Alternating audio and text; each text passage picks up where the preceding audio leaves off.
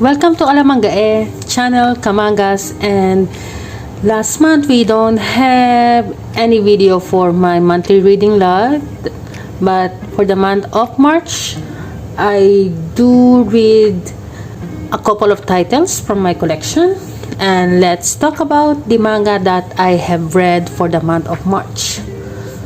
So the first one is a bunch of deers. So I have read the first volume around January, and this time I have read the rest of the volumes from volume number 2 until volume number 8. So volume number 8 is the last volume of deers, and I also have this extra volume. This is the official fan book, and this is like a collection of short stories from deers. I'll show you some of the pages. I do expect this one as like a character guide for deers, but it turns out that this is a collection of stories based on the original one. So let me show you the volumes. So what I like about this manga is the art, especially the covers. As you can see, it has a very gorgeous covers, and this is done by Peach Pit, who is the same mangaka of Shugochara, which I don't have in my collection. So this is about aliens who have landed on Earth.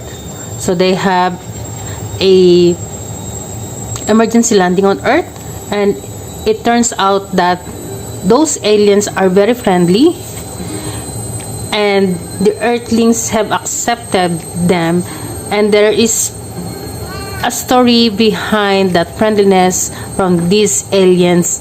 It turns out that they are actually made as slaves, and our main character here is Ren. So this is Ren, who is a deer's zero, or a deer who is not programmed well or has defective. So by accident, she was found out by our main character Takeya, and this character is Miyu, which is one of my favorite characters here in Deers. The art is really cool. I like the art of this one. The story, I think, in my opinion, the story is not that great, unlike the covers of this one, the art. And I do have a high expectation on this. This is a romantic comedy manga. If I compare this to Chobits, who has also robots and AI, I think I like Chobits more than this one. So this is Deers volume number 2. I really love these covers. So we have here volume number 3, volume number 4, and at first I really thought that deers are only female, but it turns out that we have male. So this is one and the only male character deers that was introduced in this manga. And we have volume number 5, volume number 6, with this cute little girl in the cover. We have volume number 7, and the last volume, volume number 8. I think this series now is out of print and very hard to get nowadays, because this is from Tokyo Pop, which was already out of the business, but I think now they started publishing manga, but most of them are BL. So I have read all of these volumes 2 to 8, as well as the official fan book, but I didn't read all the stories of this. I just read, I think, half of this one. So this is Dears, and I'm not seeing this series in very often in other manga collectors. So this is Dears, a story about aliens. And the next manga that I have read is a complete series on Magical Girl. This is completed in 2 volumes published by Seven Seas. And honestly, I don't have high expectation on this, but after reading this and while reading this one, I really love the story. So the story of this started with Mayuri, who have found, or her mother sent her late father's old PC to her dorm, and that PC turns out like the tool that her father is using for the animation of Near Brave or Pretty Angel anime. What I really like about this one is the humor. So I have read a bunch of romantic comedy or comedy manga, but this one, it doesn't have that much fan service, but I do like the humor on this one. And the Magical Girls, I like them all, especially Near Wind, who is very gorgeous as well. The Magical Girls pop up from that computer because Mayuri wishes for friends. So that is the main reason about that, I think. And I also like the mascot. So they have a mascot. His name is Yutero. At first, he is a very cute character like the Cerberus in Cardcaptor Sakura, but actually he is an evil by nature. And some of the antagonists of that anime also came to the real world.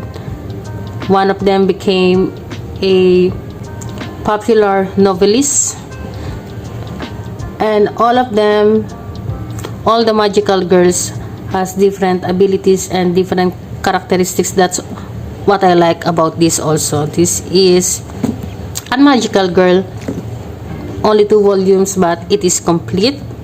Story by Ryuichi Yokoyama and art by Manmaru Uetsuki. And then the next one that I have read is a more serious manga. So we have here The Quest for Missing Girl by Jiro Taniguchi. I think this is a Gekiga manga, which is, I think it's like an alternative manga. The art are more realistic than the regular ones. As you can see, I'll flip some of the pages. So this is about a girl. She seems like she ran away from home, and there is an uncle who wants to search for her because he promised his late friend that he will take her of the mother and this little girl. So this girl is Megu, who has been missing for a couple of days, and our main character is Shiga, who is a mountaineer. So this is his quest on searching for Megu. What I can tell about this is, like, I think this is an average manga. I like the story and art, but not that much. If I'll give this a rating, maybe 7 or 8 or maybe 7, because I feel like there are scenes that are boring and not interesting for me. So that's my opinion on The Quest for Magical Girl. Then the next sets of manga that I have read is Monster by Naoki Urasawa. I have a short video on my introduction on this manga. So this is about Dr. Tenma and his adventure to uncover the mystery on the murders of the middle-aged couples. And I really like the story of this because this is a mystery manga. It's like a detective. I like the art as well. So this is more mature than other manga. I think this is a seinen. So I've got the perfect edition, volumes 1 to 4. I have read all of this, and I'm planning to continue reading from volume 5 to 9 up to finish. So this is volume number 2, 3, and 4. So what I like about this as well is the spines or the covers are connecting, as you can see. So I have shown this also in my last video, and I'm very excited to know on what will happen to Dr. Tenma and his quest to uncover the mysteries behind the killings, the crimes. And I'm also curious if he will be able to go back as being a surgeon. So Dr. Tenma is a very genius neurosurgeon. And we have Monster. So this is my first work of Naoki Urasawa that I have read. I do have 20th Century Boys, but I didn't start reading that yet. So I might get some of his works as well, like the Pluto, which is based on Astro Boy by the Osamu Tezuka, who is the godfather of manga. So this is Monster, volumes 1 to 4, perfect edition. And the last title that I have read is Air Gear. This is an omnibus, 3-in-1, volumes 1 to 3.